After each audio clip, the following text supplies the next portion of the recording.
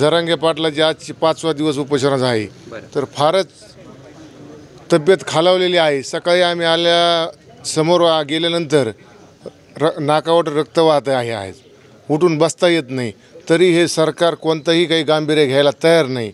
माझी एवढीच विनंती, झोपीचं सोंग केलेलं सरकार जागं करण्यासाठी समाजाने आज महाराष्ट्र बंदची हाक दिली, तरी बी सरकार जागं जर होत नसेल तर येणाऱ्या काळामध्ये सरकारला सरकारची जागा दाखवण्यासाठी मराठा समाज सज्ज असेल।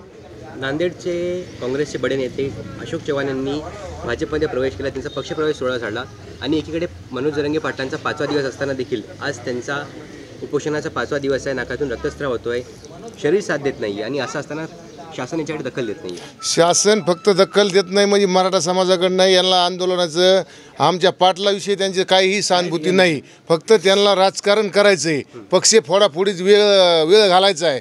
आजपर्यंत जे उपमुख्यमंत्री फडणवीस साहेब आहेत यांनी जरांगे पाटलाविषयी एक चक्रा शब्द काढायला तयार नाही, सरकार काही बोलायला तयार नाही। आणि पक्षप्रवेश जर करायचा असेल तर सकाळपासून संध्याकाळपर्यंत आता सजून बाटलेलं आहे।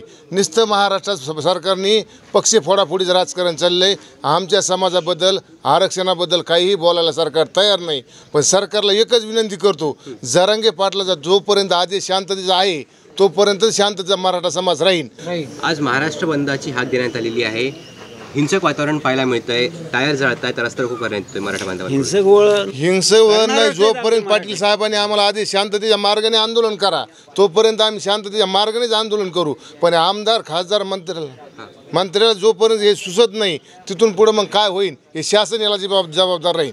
मगाशी सांगितलं ना आता बी सांगतो, जरांगे पाटलाला आम्ही सगळे मराठी बंधू हात जोडून विनंती करतो की त्यांनी थोडाफार डॉक्टरकडून इलाज करा आणि पाणी तरी प्यावं, निदान 2 घट पाणी प्यायला काय हरकत नाही। त्यांनी जरांगे पाटलांनी एवढी त्यांनी सगळ्या मराठा बांधवाची विनंती ऐका बरं का, हेच माझं म्हणणं आहे, दुसरं काही नाही। दादा इथे लोक भावनिक होत आहे, जरांगे पाटलांना हो होणारच ना, हो अहो त्यांचा तो पोशिंदा आहे ना, तो पोशिंदा आहे ना। हां आज शिवाजी महाराजाचा अवतार आहे ते साहेब, ते काही लहान माणूस नाही, ते आमच्या सगळ्या मराठाचा पोशिंदा आहे तो। हां तर त्यांची भावना ओळखून जरांगे दादांनी त्यांचे विचार करा आणि त्यांनी 2 घोट तरी पाणी प्यावा आणि डॉक्टरचा इलाज थोडाफार करावा, असं माझी विनंती आहे त्यांना। 6 महिन्यापासून हे गुंडगिरीचं सरकार अन्याय वागत आहे, न्यायिक मागणी मागत करत असताना त्याला न्याय देत नाही। हेला पैशाचा माज चढलेला, सत्तेचा माज चढलेला आहे, त्यासाठी चांगल्या गोष्टीकडं आज पूर्ण महाराष्ट्र एकवटलेला आहे। मराठी सगळे बांधव एकत्र झालेले आहेत, त्यांच्यावर आतापर्यंत स्वातंत्र्य मिळाल्यापासून आतापर्यंत अन्याय झालेला आहे। हे सगळं दिसत असताना, त्यांना कळत असताना जाणून बुजून ते मराठ्याला फक्त त्यांनी सतरंजी उचलायचं काम ठेवलेलं आहे। हे गुंडाचं सरकार, हे सरकार सत्य नाही, मुळातच सत्य नाही हे सरकार, परंतु ते फोडाफोडीच्या तोडातोडीच्या ह्याच्या टाईमात गुंतलेलं आहे। त्यांना जरांगे दादाकडे त्यांना बघण्याला टाईमसुद्धा भेटत नाही, काय चाललं आहे तर टी व्हीवाल्याचं काय चाललं आहे हे सुद्धा व्यर्थच आहे, त्यांना बघायलाच टाईम नाही, तर ते कशाला इकडे लक्ष देतील असं माझ्या मनाला वाटतं। दादांच्या नाकातून रक्तस्राव होत आहे, काय मागणी तुमची? पाटलांना तुम्ही काय सांगितलं का?